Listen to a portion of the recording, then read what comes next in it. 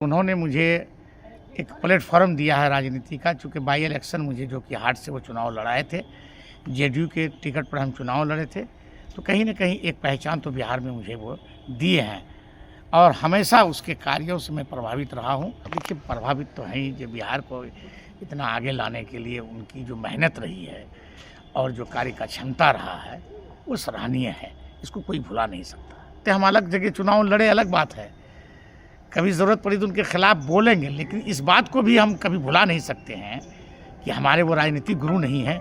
इस बात को कभी हम भुला ही नहीं सकते हैं। नमस्कार, आप बोले भारत देख रहे हैं, मैं हूं आपके साथ कमलेश। देखिए, नई सरकार एनडीए की बन गई है, लेकिन विपक्ष की जो पार्टियां हैं उनके विधायक टूटने वाले हैं, इस तरह की चर्चाएं चल रही है। और इस बीच देखिए, एक बड़ी खबर निकल करके सामने आई है। खुद ही विधायक जी गुणगान करते हुए नजर आ रहे हैं एक नेता का, और वो विधायक है एआईएमआईएम के।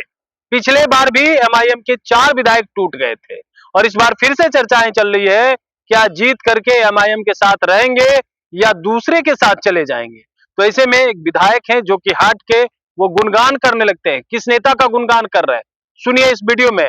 क्या वो गुणगान करते करते चले जाएंगे उनके साथ, वो भी मेरी मुलाकात माननीय मुख्यमंत्री जी से जो हुई है, तो मेरे यहाँ एक समस्या था, जो बहुत जटिल समस्या था, कि जो कि हाट विधानसभा में कोई भी डिग्री कॉलेज नहीं था। तो मैंने आज मांग किया है कि मेरे विधानसभा में 3 डिग्री होना चाहिए, एक तो पलासी में, 2 जो कि हाट विधानसभा में होना चाहिए था। और एक बात यह है कि हमारे यहाँ जो कि प्रखंड 26 पंचायत, एक नगर पंचायत का प्रखंड है, वहाँ पर मैंने एक अतिरिक्त प्रखंड की मांग किया है।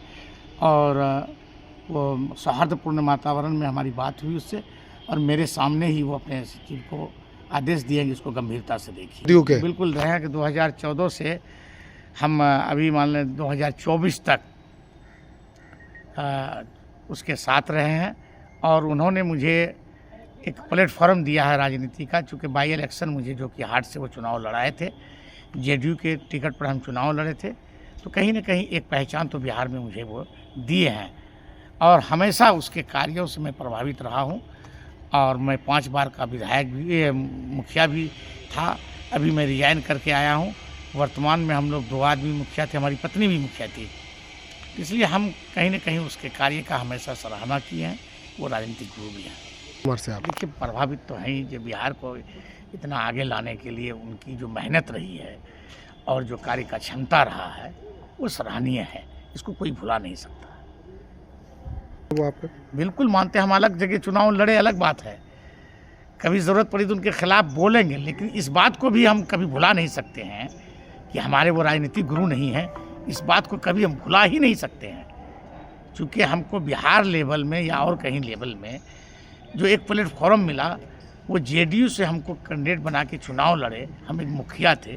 कहीं न कहीं मेरे लिए एक गौरवशाली क्षण था और एक बातें थी कि मुझे पहचान दिलाने में उसकी बड़ी अहम महत्वपूर्ण भूमिका रही है। तो आपने सुना, जोकीहाट के विधायक नीतीश कुमार का गुणगान करने लगते हैं, राजनीतिक गुरु बता रहे हैं। तो क्या अब उनका मन बदल रहा है चुनाव जीतने के बाद? नीतीश कुमार का आखिर गुणगान क्यों गा रहे हैं?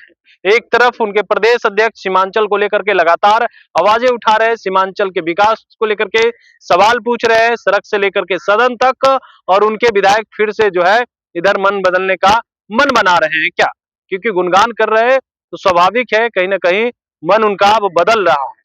पिछले बार भी खेला हो गया था एमआईएम के साथ, क्या इस बार भी खेला होगा? हालांकि चर्चाएं कांग्रेस की थी, लेकिन इधर तो एमआईएम वाले ने ही खेला करना शुरू कर दिया। बने रहे बोले बात साथ, बहुत बहुत धन्यवाद।